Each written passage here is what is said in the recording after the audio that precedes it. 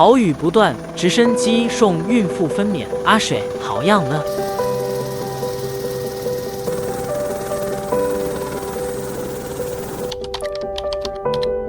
好雨持续，道路被切断，3名原住民孕妇临盆在即，被直升机送往医院待产。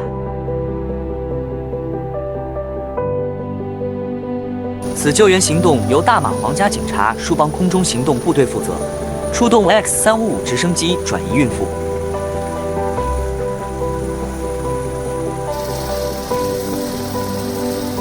3人已平安抵达医院。